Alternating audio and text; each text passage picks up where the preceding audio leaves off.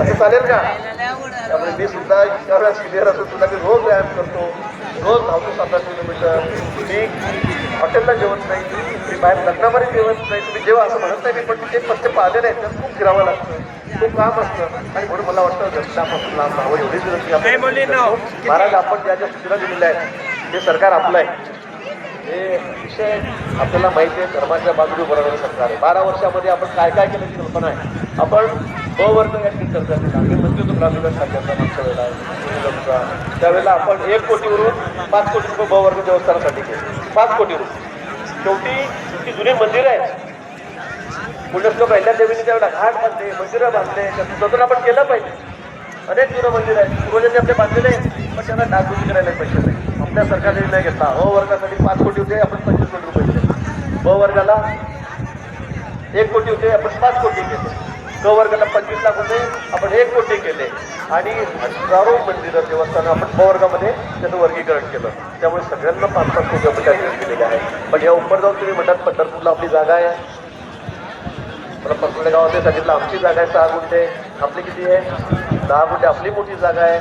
आपण सगळेजण मिळून निश्चित तुम्हाला मी शब्द देतो, एक सुंदर काय म्हणायचं आपल्याला बक्षीदा, एक सुंदर बक्षीदा आपण त्या ठिकाणी मागतोय. कुठेही कमी पडणार नाही. आपलं सरकार या बाबतीमध्ये कुठेही कमी पडणार नाही.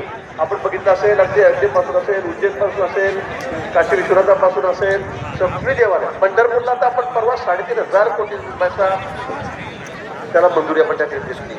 कॉरिडॉर आपण करतोय. आपण बघितलं 35 लाख लोकांना रेवायला किती घालवेल त्या ठिकाणी झाली, किती गर्दी झाली होती. 26 किलोमीटरची रांग होती.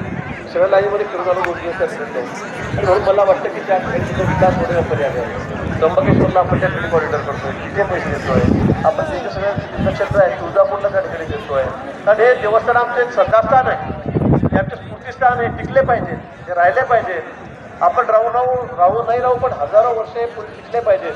आणि त्यासाठी या सरकारची भूमिका मान्य देवेंद्रजी असतील, मान्य शिंदेसाहेब असतील, पवार असतील, वरती मोदीजी असतील, आमची भूमिका स्पष्ट आहे की यासाठी जेवढा पैसा लागेल तेवढा मी त्या ठिकाणी देऊ. आम्ही कुठे धर्माच्या कामासाठी कमी पडणार नाही. आणि म्हणून आपलंही पंढरपूर मोठी जागा आपण एकदा बघून घेऊ, ती मला दाखवा. आपण त्या ठिकाणी काय आराखडा आपला त्या ठिकाणी तयार करा.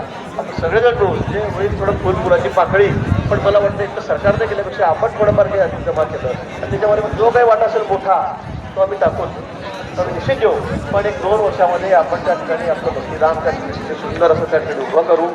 आपल्याला याही ठिकाणी कारण शारदाबेटला आपण बघितलं असेल, 10 कोटी रुपयाचा एवढा मोठा सभामंडळ दिला की किती लोक त्या ठिकाणी बसू शकतात. आणि त्याचबरोबर रस्ते केले, पूल केले. आता संरक्षण भिंतीसाठी मी त्यांना 60 कोटी रुपये त्या ठिकाणी दिले. आपणही काळजी करू नका, आम्हाला सगळे सारखे